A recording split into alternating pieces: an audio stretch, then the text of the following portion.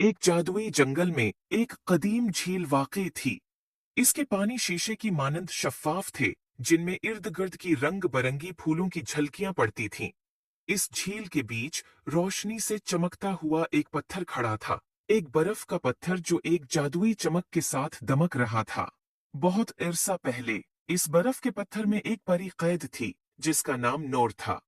नूर के परों में हीरे की मानंद चमक थी, मगर एक दिन एक सियाह जादूगर जो उसकी ताकत से हसद करता था, जादूगर ने नूर को बर्फ के पत्थर में कैद कर दिया और उसके अर्ध-गर्द वक्त को स्टॉप कर दिया।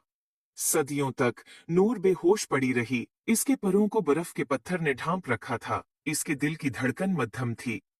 एक चांदनी रात को एक नौजवान परी, जिसका नाम सोना था, इस जादुई झील पर पहुंची। वो एक तजस्सुस पसंद परी थी, जो जंगल में नूर को कैद होने का सुनकर यहाँ आई थी। जब वो झील के करीब पहुंची, तो उसने बर्फ के पत्थर को नर्म चमक के साथ देखा, जैसे वो उसे अपनी तरफ बुला रहा हो। वो इसके करीब झपकी और उसकी गहराई में झांकने लगी। अंदर उसने नूर को देखा, उसकी आंखें बंद थीं, उसके चेहरे पर सुकून था, लेकिन एक अफसरदगी की झलक थी जिसने सोना के दिल को छू लिया। उसकी मदद के लिए पख्ता इरादा करते हुए सोना ने पत्थर पर जादू किया। बर्फ के पत्थर में लर्जिश आई, उसकी सतह पर दुराड़े पड़ने लगे और अंदर से एक जबरदस्त रोशनी निकलने लगी, जो सोना और झील को एक चमकदार रोशनी से ढांप रही थी। रोशनी मद्धम हो गई और वहां नूर खड़ी थी। इसकी आंखें खुल गईं और इसने सोना की तरफ तशकर और हैरत से देखा।